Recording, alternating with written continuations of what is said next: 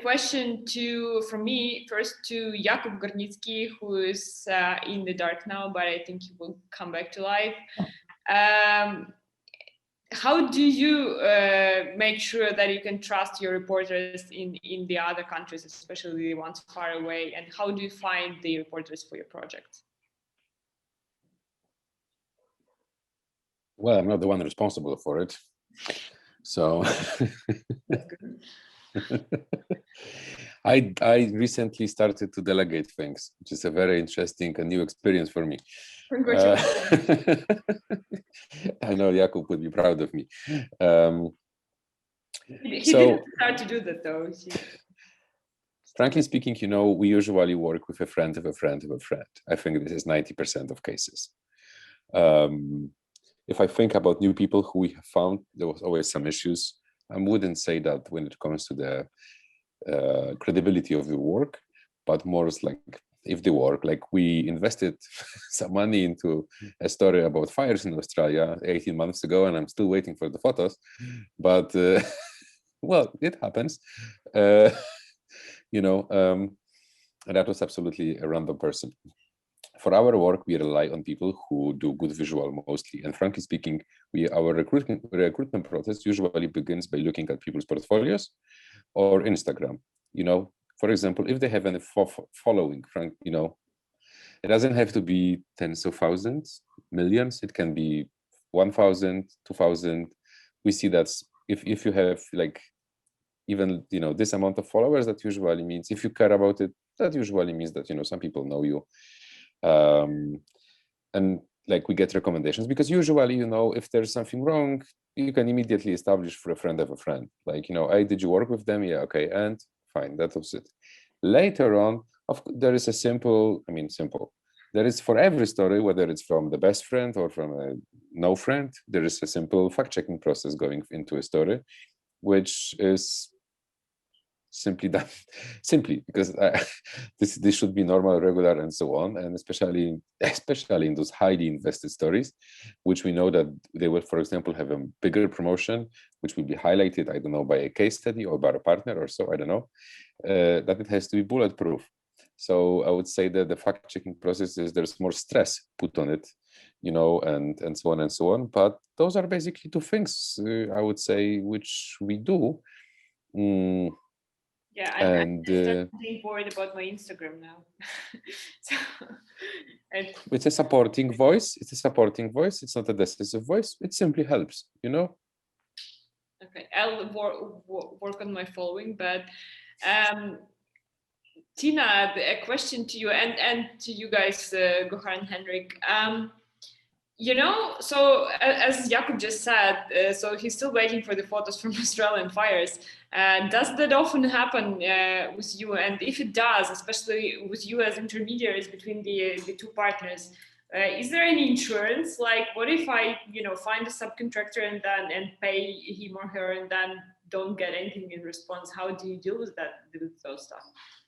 Mm-hmm. Yeah, it's a good question, but the thing is that, again, how would you do it if you're working in Poland and somebody at the fix doesn't show up for work for 3 weeks? Do you keep them on? Chase them down. Yeah. But I wouldn't chase down someone in Brazil, But maybe you would fire them if they didn't have a good excuse. And that's what you do if the person in Brazil does it. You fire them. If somebody doesn't produce the work, they need to get fired. The idea that someone in a country that's further away from you is more likely to engage in these kind of behaviors than someone that you're close to, I think is not borne out by experience. I don't think that's the question of likely. I think that's the question of expenses. So if I do that in Ukraine, I can just, hire another one for 500 hryvnias, which is whatever, and $30 or $20. But if it's in Brazil, I will have to spend another $3,000 to do another right? To find another person to do it all over again. So this is, kind of a bigger expense. I guess it depends on what you're doing, right? And I think that's also true for fact checking.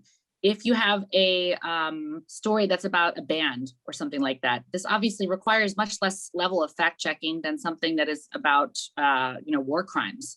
So I think there's also ways to level up with people. Start with things maybe that are that have less of a risk, and then gain some kind of trust with them.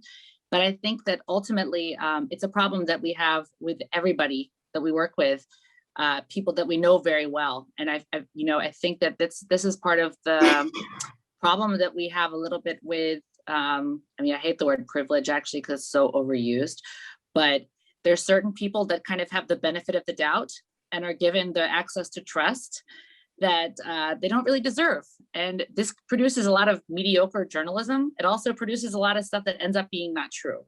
And we see this all the time, that people get caught on fabricating things, exaggerating, amplifying stereotypes.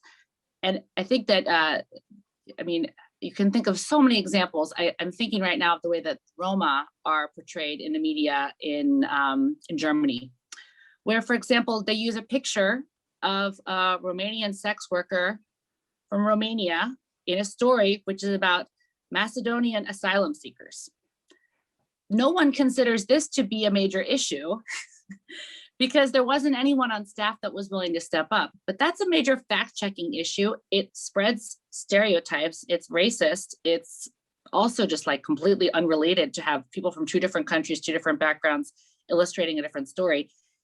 No one considers that to be a lapse in the fact-checking problem, I think that we need to have the same level of scrutiny for people that we're already working with. And if you do, I think you will find that this is a problem that is pervasive across the journalism field, that there's not a high level of fact-checking going on, also with the people that we do trust. So yeah, to have better reporting, it takes more time, it takes fact-checking, it requires maybe to go a little bit slower, but I also think that we should be doing that same level for everybody. And I also think, we are going to pay everyone the same amount of money, regardless of what country they're coming from. And you see that this is also not the case. This doesn't really answer the question, but it reminds me of this statement that I heard from someone who was talking about working in Sierra Leone, where they said, well, if we would pay the journalists from Sierra Leone the same as the people from our German outlet, that would create some bad incentives. And I wondered, what does that mean? I suggested to pay more to the people, abroad.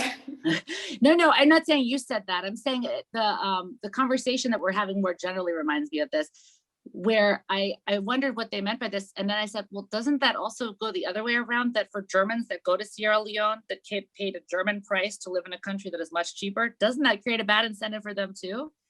And they're like, yeah, we didn't think about that. Because there wasn't any thought that Germans could be susceptible to bad incentives because they're Germans. And Germans are good, but Sierra Leoneans, we're not so sure. That's the kind of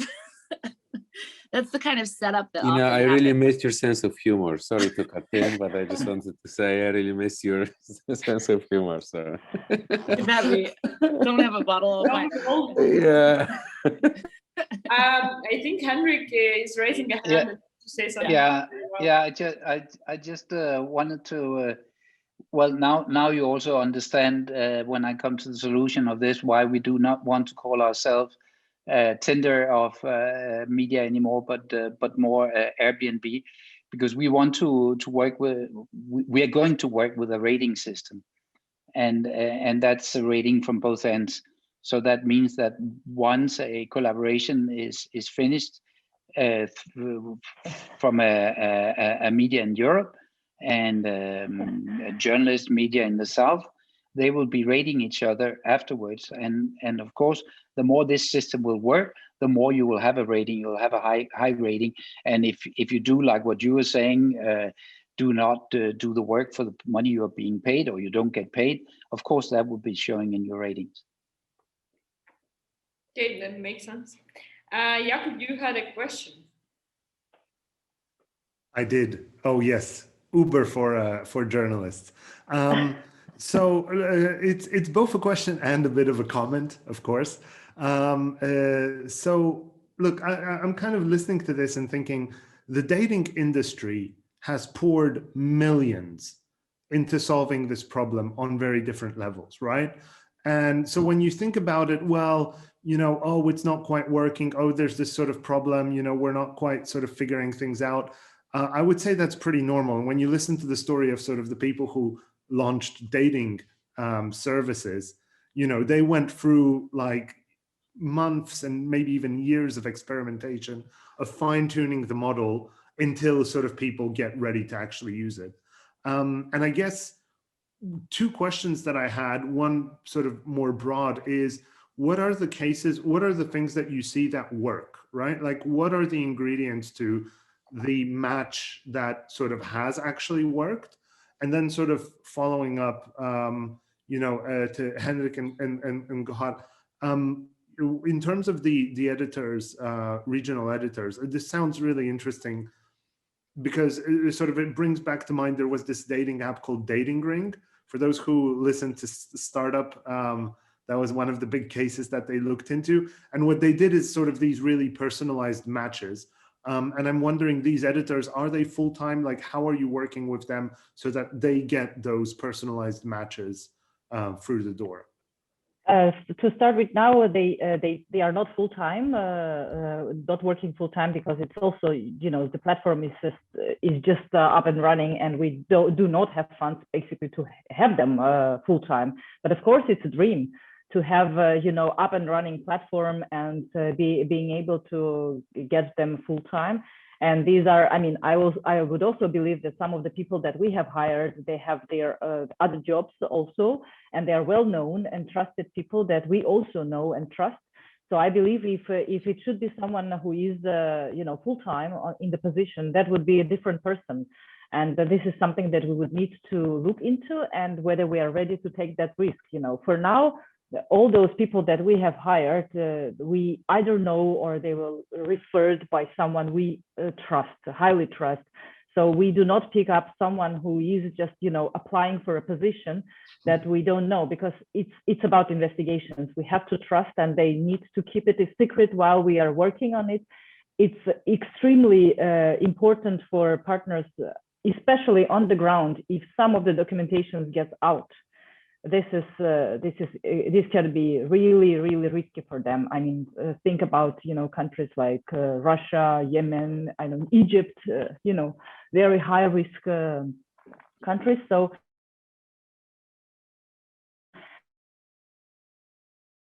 they can keep them part-time. This is good.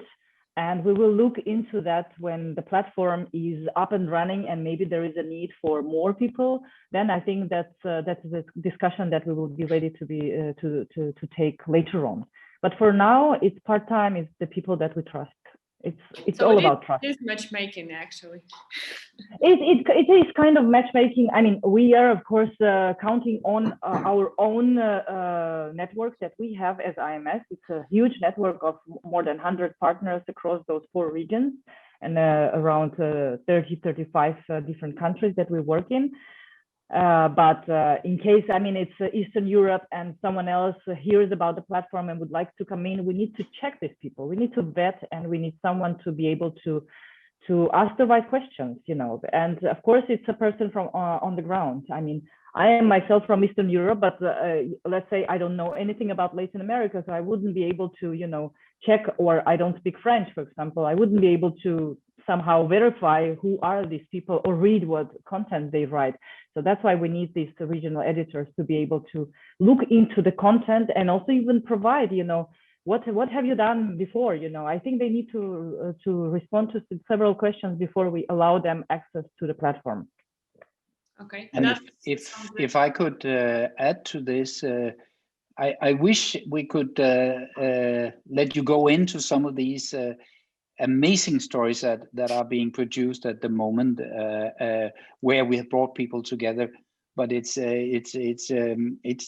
really amazing, and of course it's because Europe has been active throughout, for instance, Africa, that there are a lot of stories coming up where people have not been used to be joining before, and we put really an effort into this being an equal, not the fixer thing, but an equal partnership. And the last thing I would say is that also to get we need people who can get through the doors into the European media, and therefore we are also working a lot with European journalist networks where they're much more willing to take the chances, where they're much more willing to take the time of the journalists from the global south and find out they really got some special access and they can use it and they can get in through the doors to the European media. So that helps a lot. And yeah, we just started still. I have the I should read a message from an attendee to you guys. It's thank you very much, guys. Amazing session, so much to think about. But she needs to run, unfortunately. I hope that sends you some warmth, across all the countries and borders. But I also have a question to you, which is kind of might sound controversial, but it's not. It's really just a question. So the question is, with all the social media and social networks and all that said, that we only as journalists and editors trust people who we know or who know somebody who we know. Why would we need some platforms and tech solutions to actually find those people? It just seems like, we have all this Facebook. If I just trust someone I know, why don't I just message them or ask them to introduce me, and that's how I find partners? Why do we need your projects? Well, I can say as a person who was a user, like we found people through Hostwriter before. So that has been helpful very much, for example. Later on, as you go and you develop networks, maybe it becomes easier, so you are less dependent on tools. But for example, on especially starting point, like once you are getting it, imagine that you have a newsroom which wants to develop a network of reporters working with them. They have to start somewhere. So they would rely, for example, I would say, on tools like Hostwriter. There is this Hackpack, MediaBridge, whatever solution there is. And then, of course, once you grow and you're like, okay, we cooperated with that person from Brazil 6 times, and they know how we work, we know how they work, our accountants love each other because it's easy.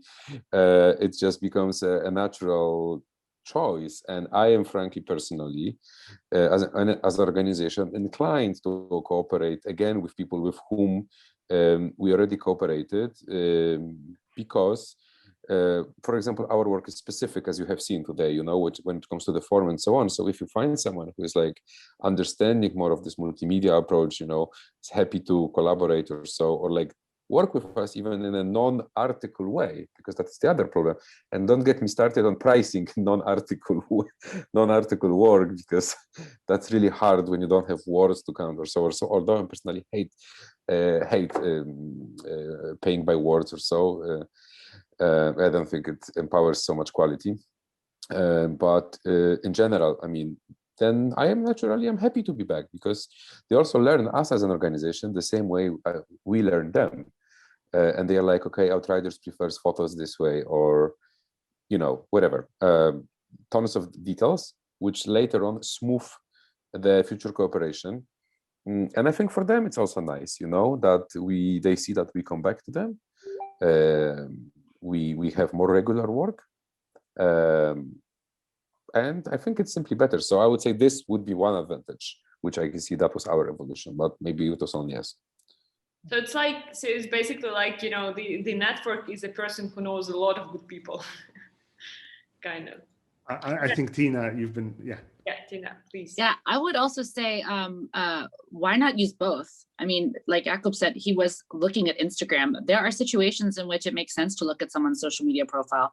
If you're working on a top sensitive investigation, maybe the person that you want is not the person that has 1 million followers on Twitter. But if you're looking for a story that's going to have a big impact in entertainment or something like that, it would make sense to see that that person has a big following. So it kind of connects to what I was thinking overall, that the solution for all of these things is more collaboration, not less. That when somebody sees, oh, someone worked with Outriders and we've actually already collaborated with Outriders, we know them. That's another kind of layer of security that adds to it. Similarly with MediaBridge, if you guys are trying to vet somebody and oh, they worked with Outriders, they worked with Hostwriter, that might be some security that can add to your thing.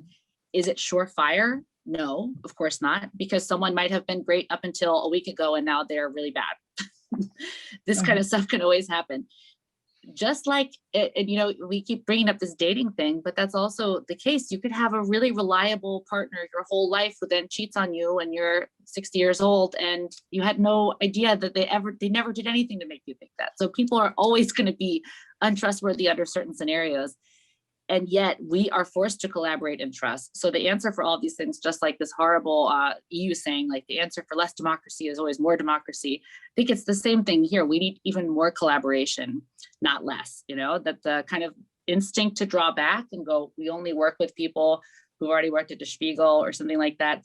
I think that is what is inhibiting better work from taking place, that there needs to be actually more reaching out to different organizations, more people that you also value and trust as people who could be potential arbiters or people who would tell you, oh, this person's actually trustworthy. Not just if they worked at the Spiegel, just not just if they went to Oxford, because how many great journalist pieces are not getting made by people who are really badass, but because they don't have these kind of prize-winning things there. And this elitism, I think, is really a big problem in journalism. It's stopping us from having a lot of great people get their stuff made. So yeah, more collaboration with more people. That's, I think, the really big solution. Got it. Thank you. Henrik and Gohar, you guys wanted to add something on that, and Jakob too.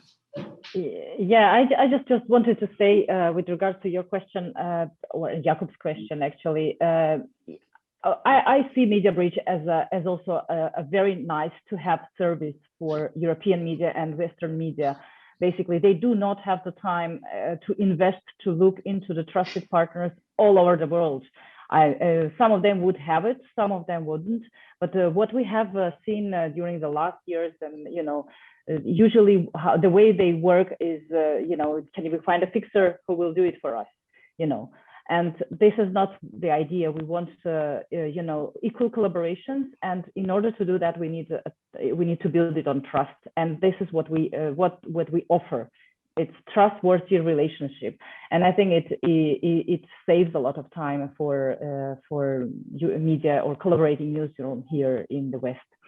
So that's what I think is the main. And also we are looking into, you know, in very soon also, as soon as we have assignments and pitches, more pitches on the ground to have the newsletters that will be sent to those subscribed media, you know, so they will get it on. So you don't need to log on the platform all the time to check what you have there, but you will, you know, you can use the tags. I'm interested in this region or whatever, you know, follow the money or whatever stuff, and then you'll get it into your newsletter. So, Henrik, you can please. Yeah, no, I just think to go back to the question, I think it's the time of asking that question is it's not logic, because we are now in the time, the post-truth era. That means that we need to be there to safeguard the quality, the exactly. The fact checking and all these things that is taking place, and you can of course just go out and then try to get to go back to the language we had to in bed with anyone, but you don't know what you get. Okay, so you actually guarantee the quality. That's what I was trying to hear. Okay, thank you. So just to wrap it up, because we promised to, you know, keep it short, and we've been, you know, here talking about the cross-border reporting for some time already, and I enjoyed it very much, and I think everybody else did. But you know, we still have to. A lot of people have some time with their families or whatever they do in these COVID times, and so. Just to wrap it up, what would you recommend for those who are just starting in cross-border reporting, who are just planning to do their first cross-border collaboration, cross-border story? You know, where not to fuck up, what to, you know, ensure doing, what you know, what are the life hacks? And that's to all of you, of course. Yeah, I mean, if it's MediaBridge, I mean, we are there exactly for people who want to do a collaboration. That if they have a story that they think would interest media and partners elsewhere, it's about writing the pitch for that, and there is a clear template to fill out, and then it hopefully will work. Or not, but all the templates are there. Thank you. I would say in this time period, it's all about going over, around, under, and through, like that old Sesame Street thing. Find a story that no one else is telling, figure out why they're not telling it, and figure out how you can still do it. And I think that what's going on at Outriders, for example, with this WhatsApp reporting and these kind of things, it shows the possibilities for stuff where otherwise it could seem like it's impossible to do, but through collaboration and creativity, you can actually tell stories that no one else is hearing. That's where I think the really exciting stuff is going on in cross-border journalism. People that are finding really new ways to tell these kinds of stories despite all the difficulties, and not giving up on something that's really important just because there's challenges to it. And maybe from my side, just say, why is it important to tell this story? Why, why cross-border? Is it, is there any possibility for a bigger impact, or, so I think that's the why question should also be there. Okay. Well, and for me, thank you for the kind words. But, I would say if this is your first cross-border project, if it fucks up, it's most likely you're doing rather than reporters who you hired for it. That comes yeah, of course, but how that comes from life experience. And yeah, I mean, it's just, we can have another panel on this, but, Hostwriter has books and articles on the methodologies. It's worth to read them through before, for example, but just like this. So yeah, because, I know a lot of people who gets into this, sometimes because it's fashionable or because they see a grant for it and so on, but there is more to it, I would say, than just, a couple people working together and working on a story. It can serve a great purpose, actually, and there is a lot of great cross-border journalism happening, but still I would say a room to grow is huge, especially these days. Okay, that sounds like something we can actually end on, and just say that cross-border reporting has a lot of potential, and you guys listening here, can become part of it tomorrow. Start with MediaBridge, Hostwriter, or go ahead and just join Outriders in their fascinating work across the world. And thank you very much, and have a great evening, and come back to our tomorrow's session. And of course, sign up for the Fix newsletters, support us on Patreon, and just read the Fix. We're here for you too. And, cross-border, as cross-border as we can. Thank you. Thank you, guys. Thank you very much. Thank you, everybody. Have a great night. You too. Bye.